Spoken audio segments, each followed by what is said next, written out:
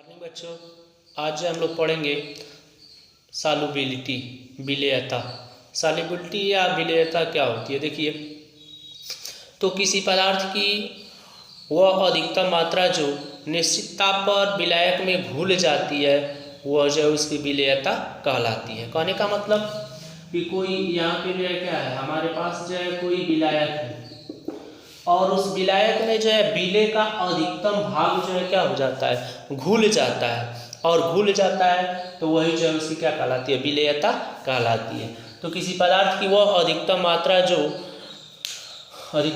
जो निश्चित ताप पर विलायक में घुल जाती है वही उसकी विलेयता कहलाती है। जैसे हम चीनी पानी को लेते हैं, चीनी में पानी को डाल करके हिलाते हैं तो वह जो है क्या हो जाता है, घुल जाता है। या उसको थोड़ा सा गर्म करें या ठंडा भी रखें तभी भी उसमें वो चीनी जो है क्या हो जाता है, घुल जाता है। तो वही जो है उसकी विलेयता या सॉल्युबिलिटी कहलाती है। अब इसमें जो है हमको तीन तरह के विलयन के बारे में जानना है। एक जो है अति संतृप्त विलयन, दूसरा संतृप्त विलयन और तीसरा जो है असंतृप्त विलयन, संतृप्त विलयन और अति संतृप्त विलयन। यह तीनों जो होते हैं उसमें जो है विलेयता को जो हमें क्या करना है, समझना है कि असंतृप्त में विलेयता क्या होती है, संतृप्त में विलेयता क्या होती है और अति संतृप्त विलयन में विलेयता क्या होती है। देखिएगा, असंतृप्त विलयन या अनसेचुरेटेड सॉल्यूशन, अगर इसमें क्या होता है कि किसी विलयन में जो है, अब किसी विलयन में विलेय की जो है विलेयता कम होती है, तो विलेयता कम होती है तो वह विलयन जो है क्या कहलाता है, असंतृप्त विलयन कहलाता है। कहने का मतलब कि जैसे हम क्या करते हैं कि अगर 100 ग्राम जो है जल को हम लिए, इसमें किसी पदार्थ को घुल रहा है, उसकी विलेयता जो है कितना है, 30 ग्राम है। और 100 ग्राम जल में हम उसको घुल रहे हैं, लेकिन घोल रहा है तो उसकी विलेयता जो है अगर 28 ग्राम ही रहती है, यानी 30 ग्राम पूरा नहीं घुलता है, 28 ग्राम ही उसमें क्या होता है, घुलता है। तो उसे जो हम क्या कहते हैं, असंतृप्त विलयन या अनसेचुरेटेड सॉल्यूशन कहते हैं। कहने का मतलब 100 ग्राम जो है विलायक है उसमें विलेय की विलेयता 30 ग्राम है।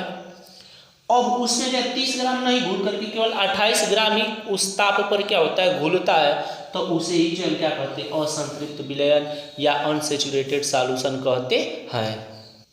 तो हम बता क्या रहे थे कि किसी भी विलयन में विलेय की मात्रा यदि उसकी विलेयता से कम होती है तो वह विलयन जो है क्या कहलाता है, अति संतृप्त विलयन कहलाता है। जैसे हम एग्जाम्पल में बताए कि किसी पदार्थ की विलेयता जो है कितना है, विलेयता जो है 30 ग्राम है और 30 ग्राम है, और अब किस में 100 ग्राम विलायक में, लेकिन उसमें से 28 ग्राम ही उसमें क्या होता है, तो 28 ग्राम ही उसमें जो है विलेय हो पाता है और 28 ग्राम ही उसमें घुलता है। तो वही जो है असंतृप्त विलयन या अनसेचुरेटेड सॉल्यूशन कहलाता है। दूसरा देखिएगा, संतृप्त विलयन। अब संतृप्त विलयन का मतलब क्या होता है, तो यदि किसी विलयन में जो है विलेय की मात्रा जो है विलायक के समान होती है या विलायक के बराबर होती है तो उसे ही जो है संतृप्त विलयन कहते हैं। कहने का मतलब कि यहाँ पे जो है अगर क्या है, एग्जाम्पल में देखें अगर, तो 100 ग्राम जो है विलेय है, 30 ग्राम जो है क्या है, विलेय है, और 100 ग्राम जो है क्या है, विलायक है। लेकिन यह 30 ग्राम विलेय जो होता है 100 ग्राम विलायक में पूर्ण रूप से घुल जाता है, तो इसे ही जो हम क्या कहते हैं, संतृप्त विलयन कहते हैं। जैसे यह 30 ग्राम मान लिया हम क्या है, चीनी है, और यह 100 ग्राम जो है क्या है, तो जल है। दोनों को घुलने पर आपस में पूर्ण रूप में जो है क्या हो जाते हैं, घुल जाते हैं। तो इसे ही जो हम क्या कहते हैं, संतृप्त विलयन कहते हैं। तो कहने का मतलब कि विलेय एवं विलायक जिस विलयन में जो है समान मात्रा में होते हैं और विलेय जो है पूर्ण रूप से घुल जाता है तो उसे ही जो हम संतृप्त विलयन कहते हैं। आगे देखिएगा, अति संतृप्त विलयन। अब अति संतृप्त विलयन क्या होता है, तो किसी विशेष परिस्थिति में जो है निश्चित ताप पर किसी विलयन को संतृप्त करने के लिए आवश्यक मात्रा जो है पदार्थ की या आवश्यक मात्रा जो है अधिक पदार्थ में विलयन में अगर उपस्थित होती है तो उसे ही जो हम क्या कहते हैं, अति संतृप्त विलयन कहते हैं। कहने का मतलब कि जैसे जो है क्या है, अगर यहाँ पे जो है कॉपर सल्फेट है और इसमें जो है 5 जो है H2O के मॉलिक्यूल्स उपस्थित है, और इसको जो है हम जब गर्म करते हैं तो यह जो है इससे क्या हो जाता है, अलग हो जाता है। तो तो यही जो है क्या कहलाता, अति संतृप्त विलयन कहलाता है। कहने का मतलब कि विलेय जो होता है उसकी मात्रा जो है यानी विलायक से क्या होती है, अधिक उसमें उपस्थित होती है, तो वही जो है क्या कहलाता है, अति संतृप्त विलयन कहलाता है। या किसी विशेष परिस्थिति में निश्चित ताप पर किसी विलयन को संतृप्त करने के लिए आवश्यक मात्रा में अधिक पदार्थ की मात्रा यदि विलयन में उपस्थित होती है तो उसे जो है हम क्या कहते हैं, अति संतृप्त विलयन कहते हैं। या इसी तरह अगर हम देखें जैसे तो थायोसल्फेट जो होता है, थायोसल्फेट को अगर हम गर्म करें तो उसमें से सोडियम थायोसल्फेट के क्रिस्टलन में जल जो है क्या होता है, अति संतृप्त विलयन के रूप में उपस्थित होता है। विलेयता को प्रभावित करने वाले कारक, विलेयता जो होते हैं, विलेयता को प्रभावित करने वाले कारक जो है अगर देखा जाए तो विलेयता जो है, पहले तो इसमें जो है विलेय विलायक जो होते हैं, ठोस और द्रव की में विलेयता देखना हमको होता है। दूसरा जो है गैस की द्रव में, यानी पदार्थ जो होते हैं उसकी तीन प्रकृति होती है, ठोस, द्रव और गैस।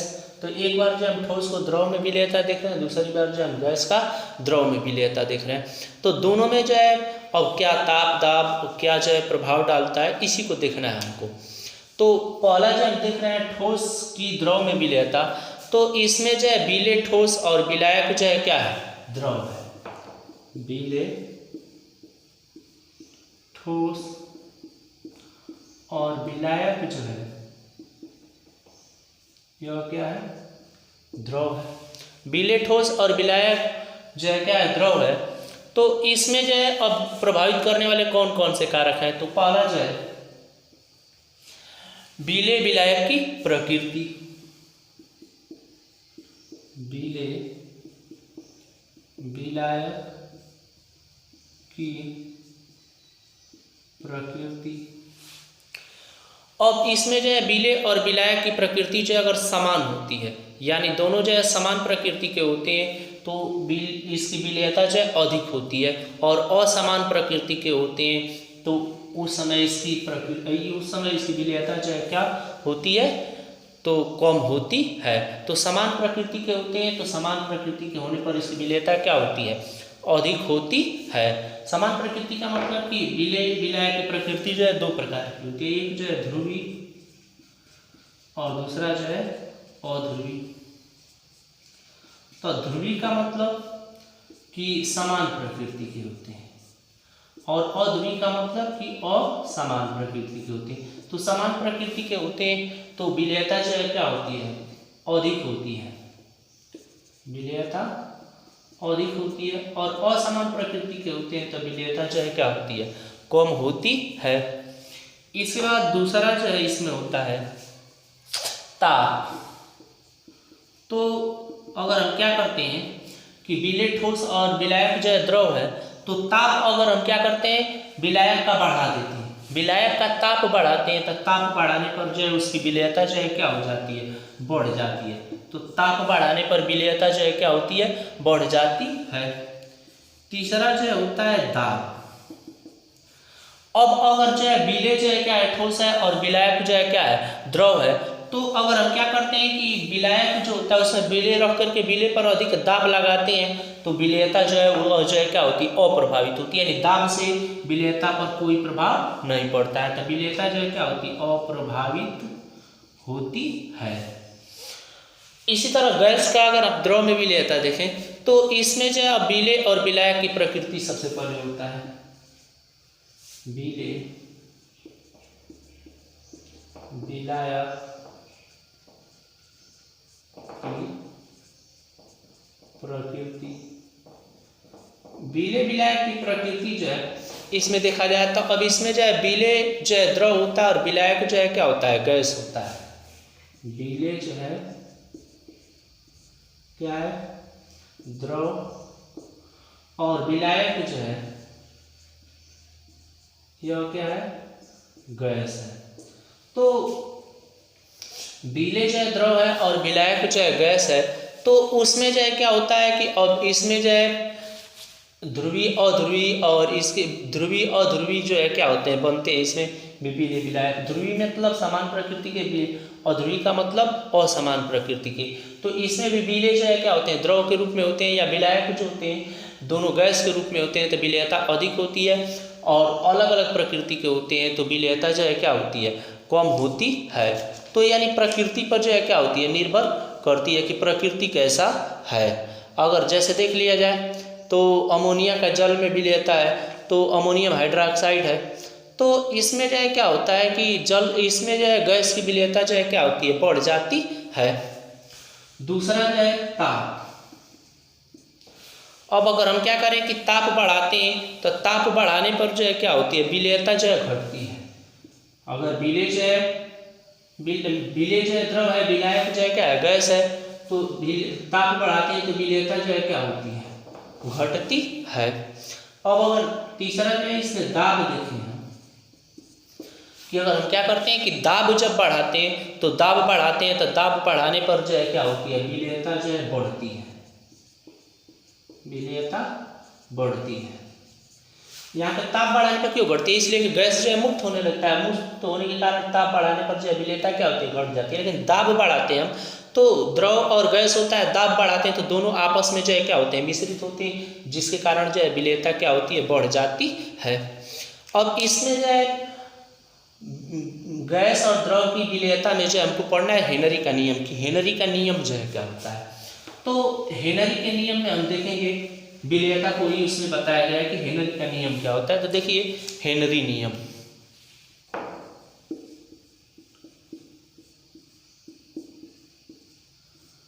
हेनरी नियम।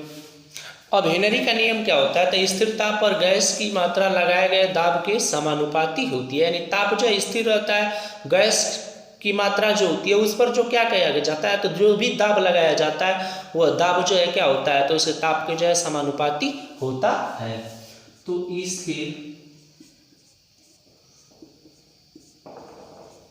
स्थिर ताप पर गैस की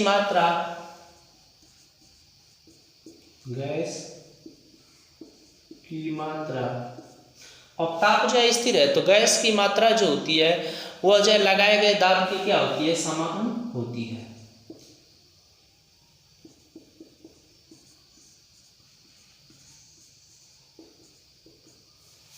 लगाए गए दाब के समानुपाती,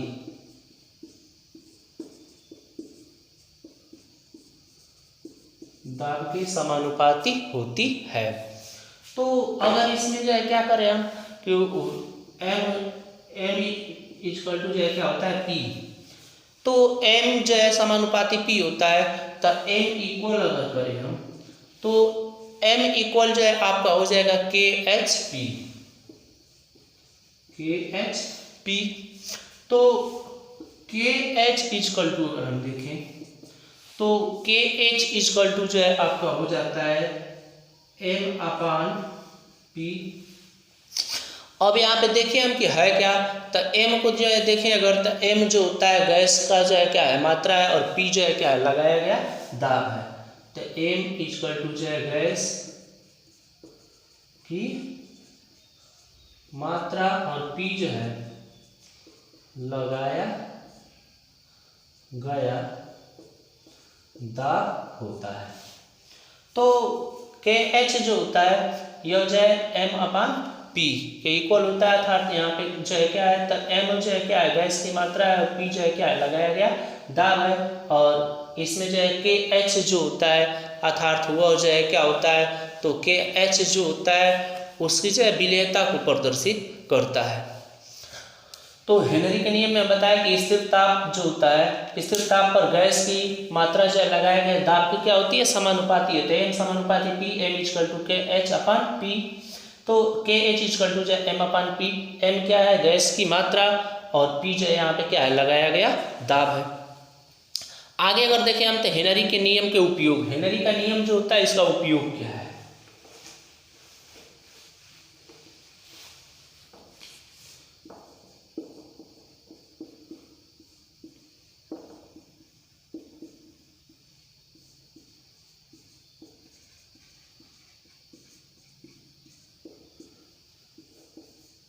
हेनरी के नियम के उपयोग, तो हेनरी के नियम के उपयोग को देखें अगर, तो सोडा वाटर जो होता है, सोडा वाटर की बोतल जो होती है उसमें जो है कार्बन डाइऑक्साइड का प्रवेश, यानी सोडा वाटर जो होता है, सोडा वाटर में कार्बन डाइऑक्साइड गैस के प्रवेश के लिए जो है इसका क्या किया जाता है, उपयोग किया जाता है।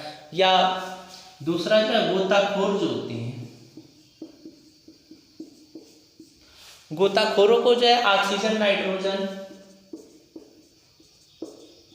नाइट्रोजन और हाइड्रोजन गैस जो होता है इस पर जो है क्या किया जाता है, सिलेंडर में जो है अधिक दाब लगा करके भर के दिया जाता है। क्यों? क्योंकि गोताखोर जो होते हैं उसमें जो ऑक्सीजन जो है उच्च दाब पर जो है रक्त को जो है क्या कर देता है, संकुल बना देता है, यानी एक जो है कोऑर्डिनेशन कंपाउंड बना देता है, जिसके कारण जो है रुधिर जो होता है या ब्लड जो होता है उसका थक्का नहीं जमता है और सिलेंडर जो होता है उसमें से नाइट्रोजन गैस जो होता है बुलबुले के रूप में बाहर निष्कासित होता रहता है और निष्कासित होता रहता है। तो हीलियम के कारण जो है शरीर जो है हल्का होकर के सतह पर जो है क्या हो जाता है, आ जाता है। यानी हीलियम जो हल्की गैस है उसके कारण जो है क्या हो जाता है, तो हीलियम के कारण जो होता है मनुष्य का शरीर जो है ऊपरी सतह पर जो आसानी से आ जाता है। या इसके अलावा जो है तीसरा जो है क्या है, तो जब क्या होता है कि अधिक ऊंचाई पर जो है रहना होता है, तो अधिक ऊंचाई पर या पहाड़ों पर रहने के लिए जो है व्यक्ति जो होते हैं उनको कम दाब के कारण जो है ऑक्सीजन की कमी होने लगती है। तो वहाँ पे भी जो है क्या होता है, उसके कारण जो है एनाक्सिया रोग होने लगता है। तो इसकी वजह से भी जो है अधिक दाब पर जो है क्या होता है, गैस जो है ऑक्सीजन नाइट्रोजन और हाइड्रोजन गैस भर करके दिए जाते हैं, जिससे कि व्यक्ति को जो है क्या हो सके, तो आसानी से जो है ऑक्सीजन गैस मिल सके। कम दाब के कारण जो है ऊंचाई पर जाने पर दाब कम हो जाता है और कम दाब के कारण जो है व्यक्ति को जो है क्या हो जाता है, ऑक्सीजन की कमी होने लगती है। तो पर्वतारोही व्यक्ति जो होते हैं उन्हें जो है एनाक्सिया